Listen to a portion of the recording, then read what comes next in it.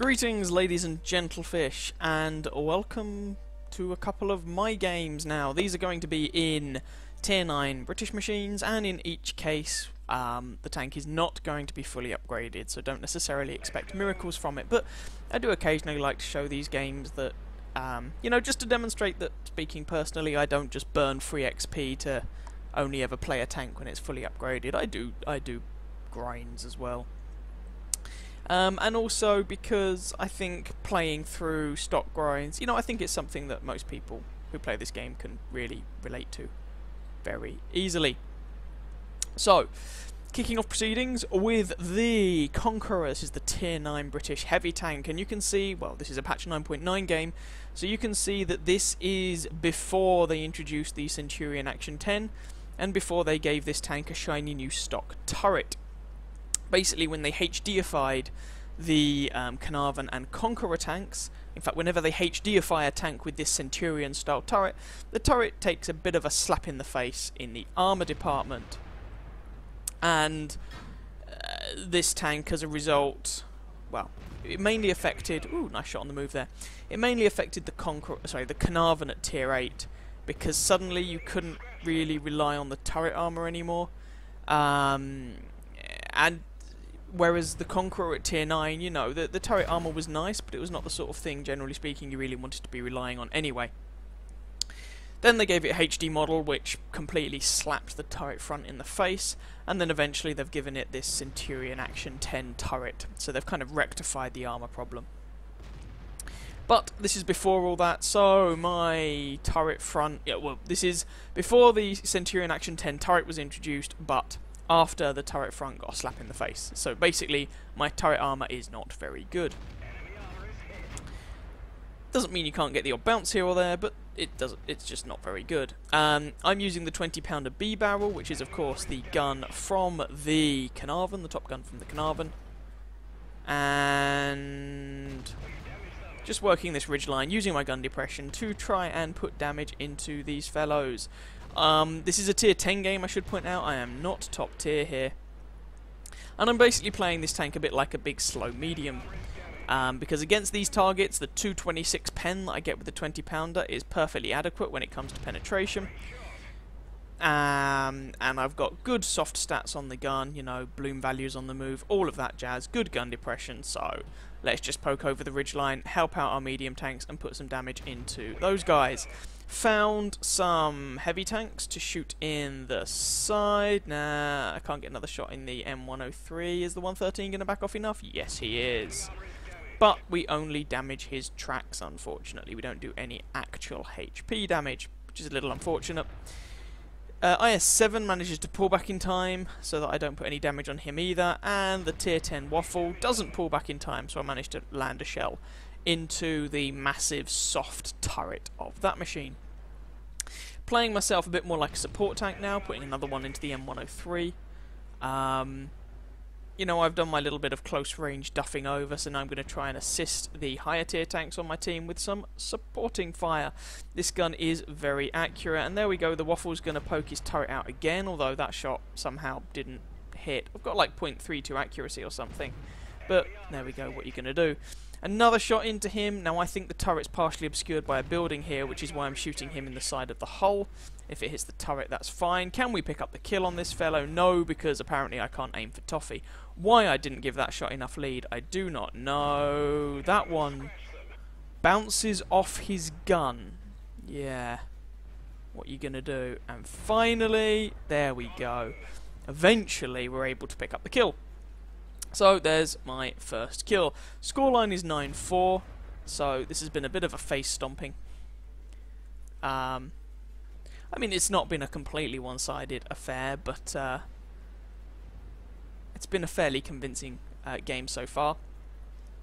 And, sorry, just going back to what I was mentioning earlier on, that is something you can do with your own stock heavy tanks. You know, if you think you are fast enough to get into a position that's usually worked by medium tanks, and you don't think they're going to completely embarrass you with their superior mobility, you can go to a more medium tank position rather than a heavy tank position and play a bit like a big medium tank, because generally speaking they have softer, squidgier armour, and so your lack of penetration in particular on the gun is not such a significant factor. If I'd gone over and tried to deal with the E100, the Jagdpanzer E100, the IS-7 frontally, I would have had significant problems with the 226 pen on this gun with AP. Even if I'd loaded APCR, the pen goes up to 258, but then I'd have had problems with the fact that I'm trying to trade with them and I do 230 damage per shot and they hit for like 500 or more, depending on which machine you're referring to.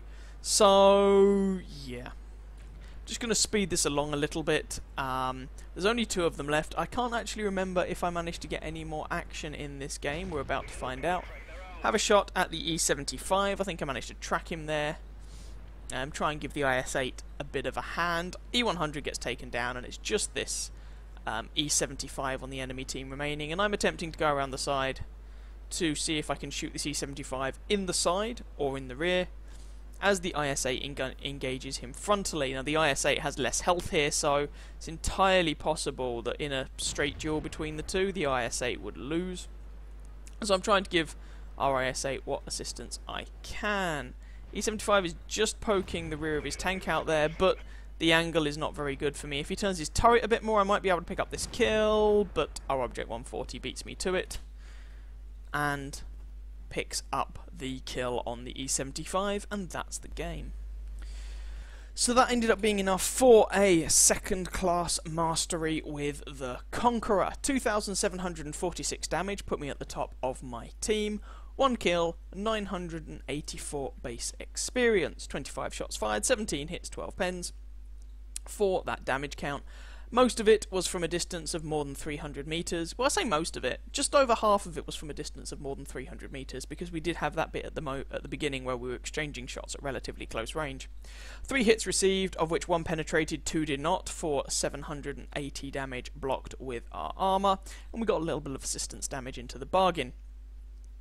Now, 20-pounder ammunition is not cheap, so we burned through 17,000 credits in ammunition costs, coming out of that with a profit of 9,000 credits. With a premium account, that would have been 24,000, but we had a standard account at the time.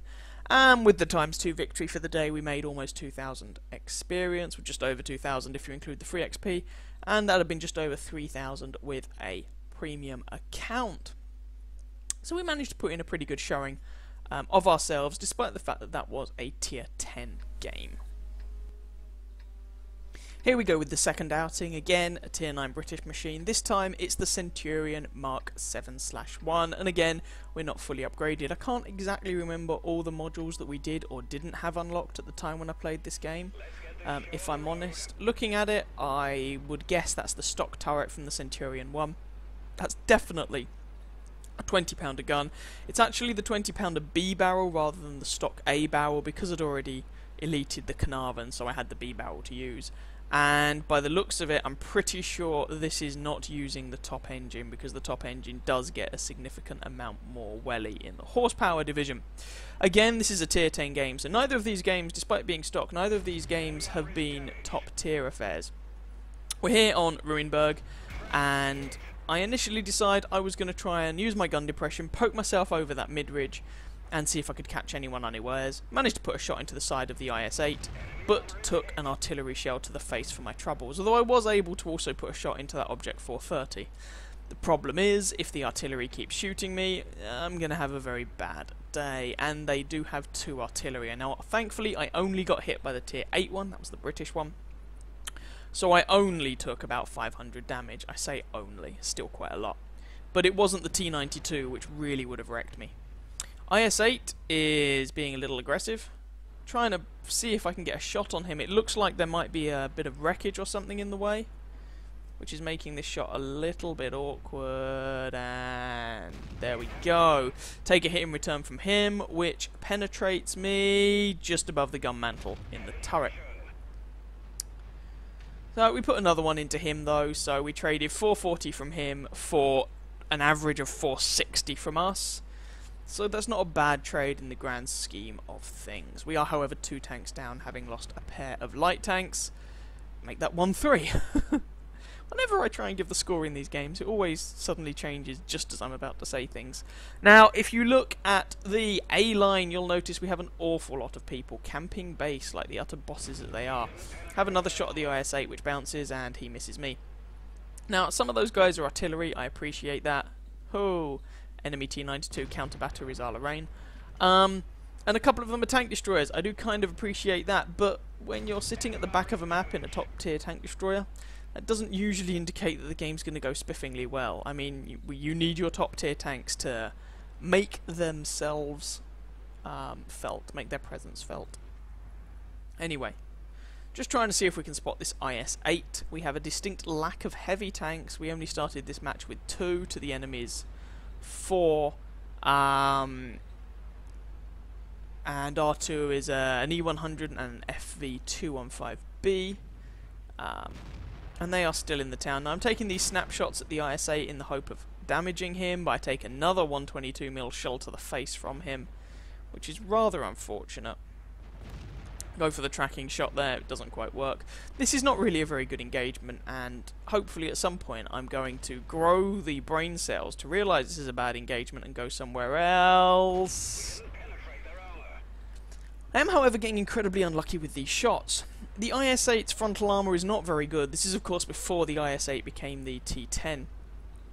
The IS-8's frontal armour is not very good. 226 pen is more than enough to go straight through the front of him, but I was just bouncing and tracking him all day long.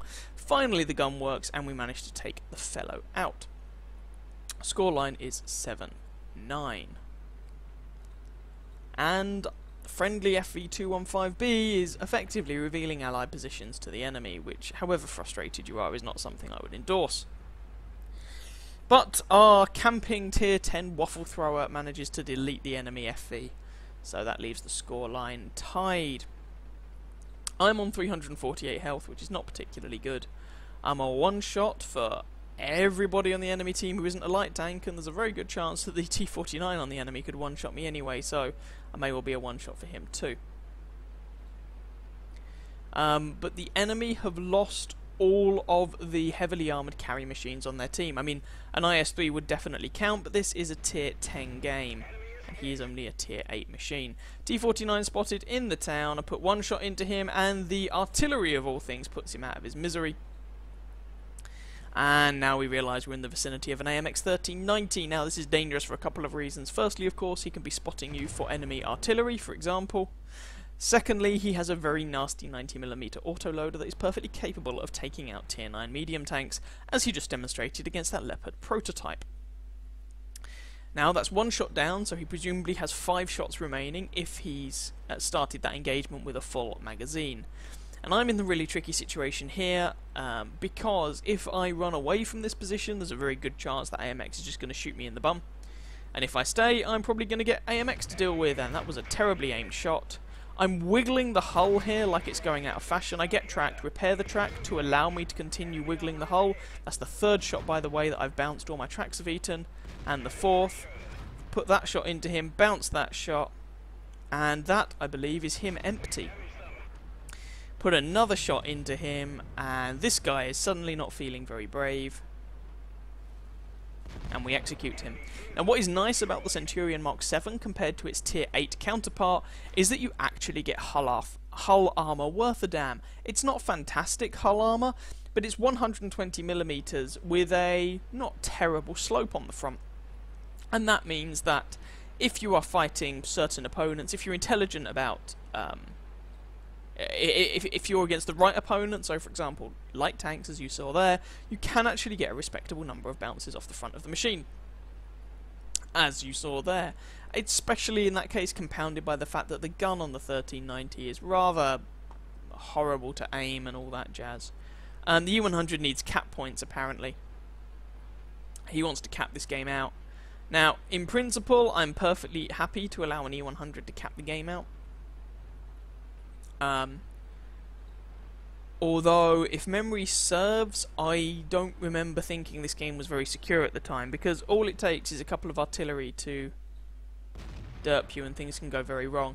Now I loaded HE because I was going to be facing off against artillery. We actually well, we don't even manage to hit the FV. With hindsight, the HE was probably a mistake, because actually the British tier 8 and above RTs, they tend to get quite respectable armour, and this is only an 83 or so millimeter gun, this 20-pounder, so the HE rounds were probably not going to penetrate him, and against the T92 I was never going to one-shot him, so yeah. As it is, I managed to not get hit by the FV or not take significant damage, but the T92 obliterates me. And then there were 4. Now, the one thing I do say in chat, this is referring to the E100, he's desperate to get the capping mission, but frankly, and I do help people get the capping mission myself. I will go and I will sit in the capture circle to help them, and that's the game as it is. But ever since they changed the mission objectives to allow you to get it done by resetting your own cap as well, it's not actually that hard to do in the grand scheme of things. I don't think, anyway. Anywho, let's go and have a look at the results for that game. There we go, another tier 10 game in a stock tank, another second class mastery along with Fire for Effect, Duelist, and Bruiser. A bit less damage this time, only 2.3 basically K. 2 kills, 934 base experience, and we came second on our team to that E100. Fired 18 shots, 14 hits, 11 pens. A number of those shots were snapshots. Actually managed to block more damage with our armour than we did in the Conqueror game, which is kind of amusing when you consider that this is a medium tank and the Conqueror is supposed to be a heavy tank, but whatever. Also got 500 assistance damage into the bargain, but again, those high shell costs for the 20-pounder kind of screwed me over a little bit, and we lost money on that game, also of course because we died, and hence had a lot of vehicle repair costs. Similar kind of experience levels to the previous game.